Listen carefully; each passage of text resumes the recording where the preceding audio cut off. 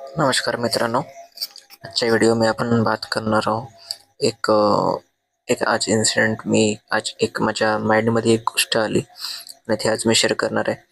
तर गोष्ट अशी आहे की ॲक्च्युली आज मी एक सुपर मार्केटमध्ये गेलो होतो. ते सुपर मार्केट जवळपास मागच्या 15 ते 20 वर्षापासून आहे.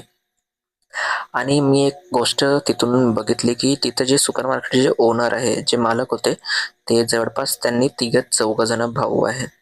तर मी जस्ट बघितलं तर प्रत्येक एक आणि त्याने खूप म्हणजे सुपर मार्केट बनवलं जे त्यांच्या बाबानं सुरू केलं होतं. लाइक त्यांचे बाबा आधी सायकलवर जे अ, अ, जे पण त्यांचं खायचं पदार्थ होतं किंवा जे पण होतं त्यांनी ते घेऊन फिरायचे आणि ते विकायचे. बट मग कसं हळू-हळू त्यांनी वाढत गेले आणि त्याच्या बाबांनी त्या सायकलवरून ते एक दुकान मोठं उभं केलं आणि त्या दुकानावरून त्याने 3 मंजिल 4 मंजिल एक इतकी मोठी बिल्डिंग उभी केली. सगळ्यात बेस्ट म्हणजे मी बघितलं की त्यांचे जितके पण भाऊ होते, ते भाऊ तिघंच्या तिघंही प्रत्येक वेगवेगळ्या काउंटरवर होते. म्हणजेच त्यांनी सगळेजण मिळून होते.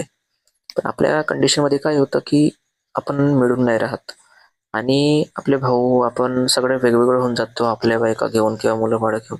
हे सगळ्यात मोठी आपली चूक आहे मित्रांनो.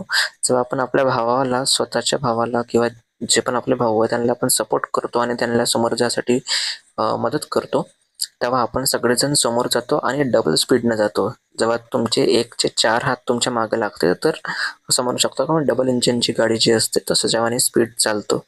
तर तेच एक सांगायचं होतं की मी जिथे-जिथे जातो, जितके पण मारवाडी झाले, गुजराती झाले किंवा राजस्थानी झाले, जितके पण लोकं आहेत, जितके पण त्यांनी धंदा करतात, त्यांनी बघाल की त्यांचे जे भाऊ आहे किंवा त्यांची अंदरची जी कम्युनिटी आहे, ते स्वतःला एक दुसऱ्यांना जळत न न जळता आणि न काही मतलब ठेवता त्यांनी आपले जे भाऊ-बहीण ज्यांना पण ज्या बिझनेससाठी समोर जायचं किंवा त्यांना सपोर्ट करतात.